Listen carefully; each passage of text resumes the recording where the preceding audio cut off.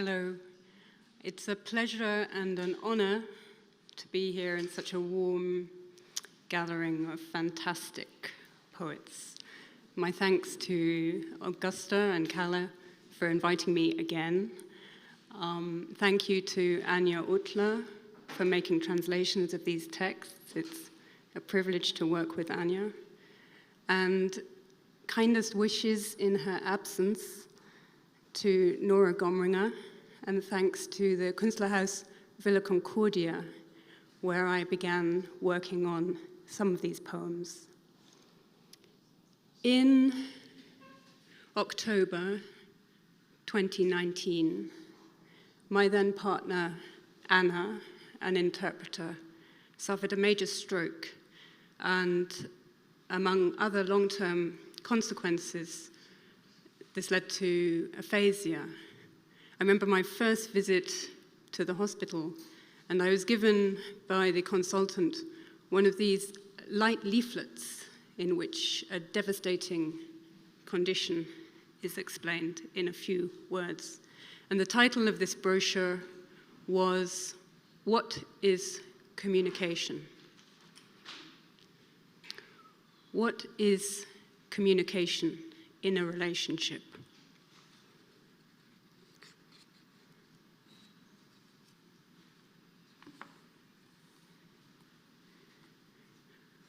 Unorthodox.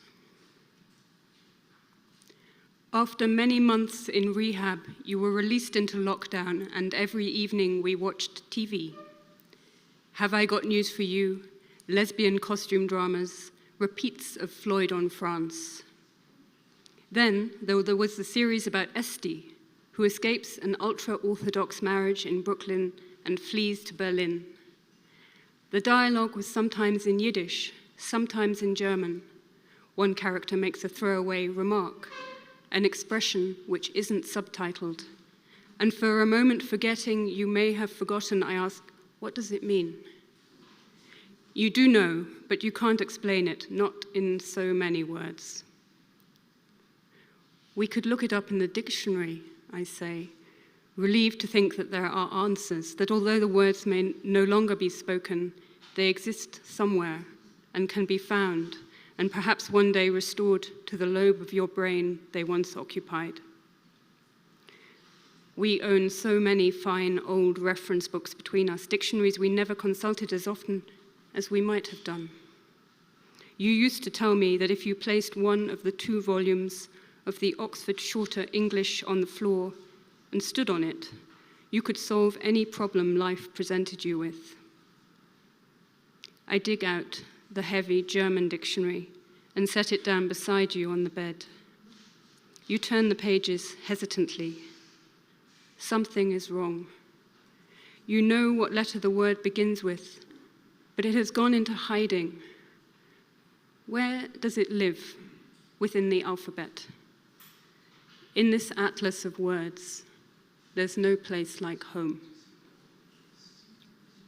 Shortly after this, you give away all the dictionaries.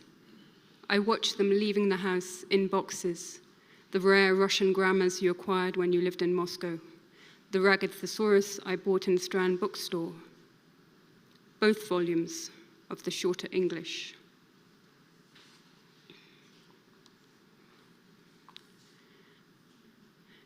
This poem is about Ida Tack, one of the first women in Germany to study chemistry, who was born in 1896.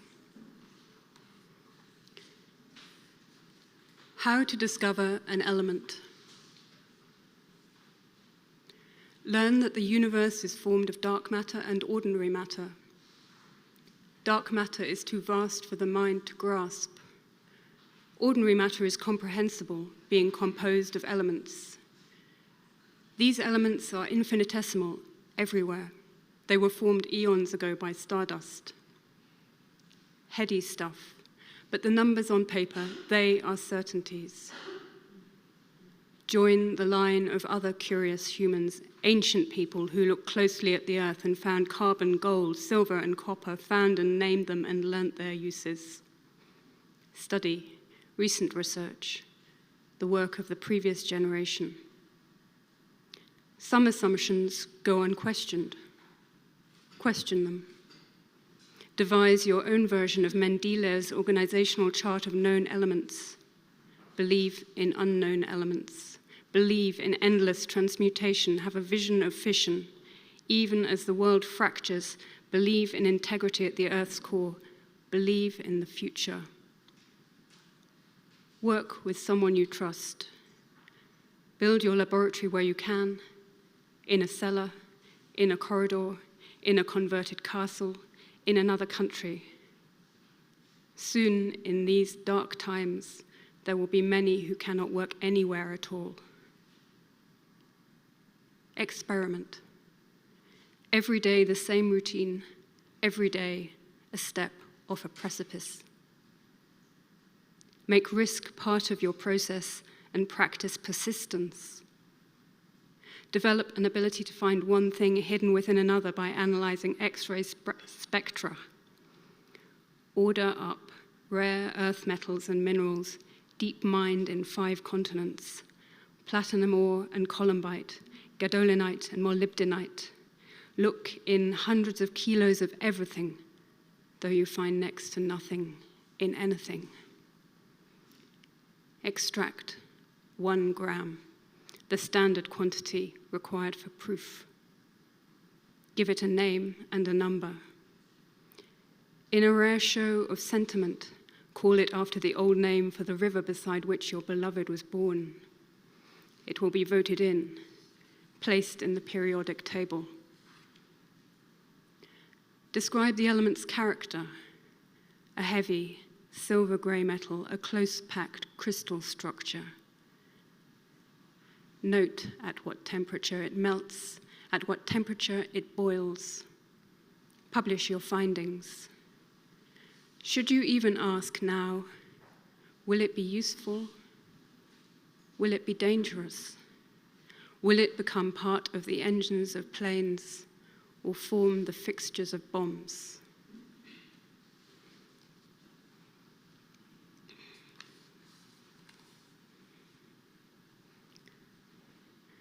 Public holidays. The first time I fucked Tiresias, it was my girlfriend's birthday and Jewish New Year. The second time, it was the anniversary of the first session of the International Labour Organization in 1919, and also Diwali, which explained the fireworks over the city. My girlfriend was in hospital. Everything and everyone was splitting up. The third time, on describing day of the Lord Buddha, I was so tired that I took my clothes off after dinner and folded them like a nun. The fourth time, he came to my place. It was Genghis Khan's birthday, and we ate venison while most people were tightening their belts for Thanksgiving. The fifth time, I was shocked. He seemed to be growing more innocent. I left the city at dawn with a photographer I'd met off the night flight from Philadelphia. It was a full moon and the feast of the Virgin of Guadalupe.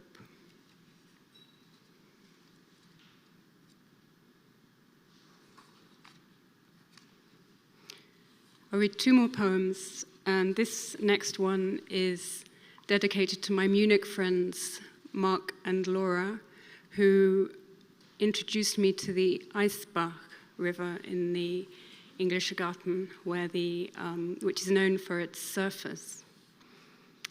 And the epigraph is from a piece of paper which is pinned to their front door, which reads, "Be happy, cause no harm, fall in love." Eisbach.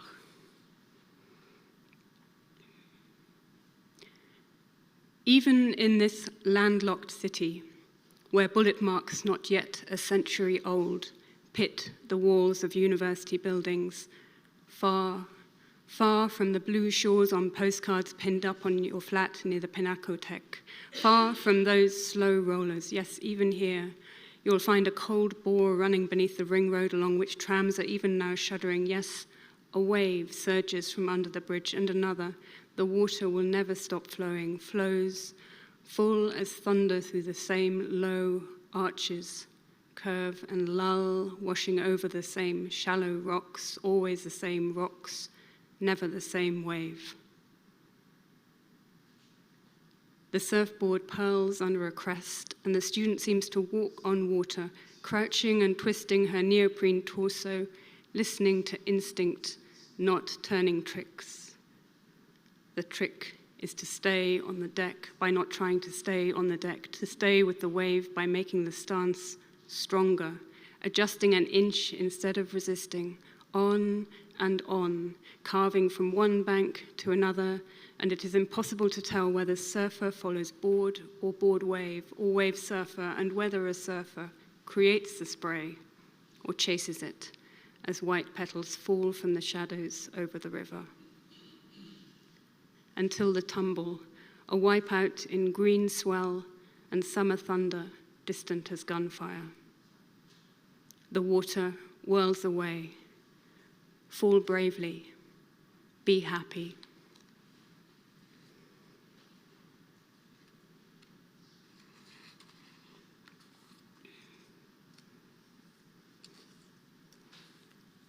Sleepers.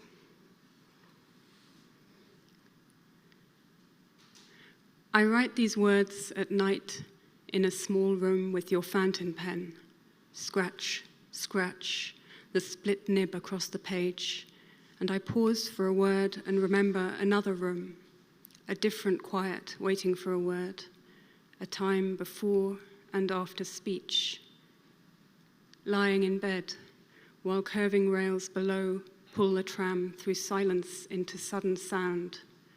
The wheels scrape, an edge of metal grating on another edge, a screech repeating through the dawn until you wake.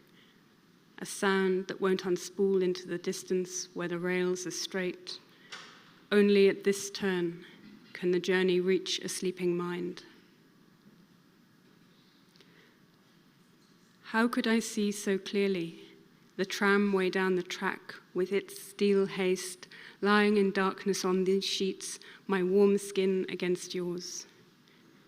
How did I know your cool skin without seeing it, and the only other warmth, your breath? And there was silence, and another tram, and more silence which I could not measure, then rush of water in pipes, the murmur of morning. How can I hear it now, 1,000 miles, hundreds of days away? Your breath, ribs rising under your cool skin, my hand on your heart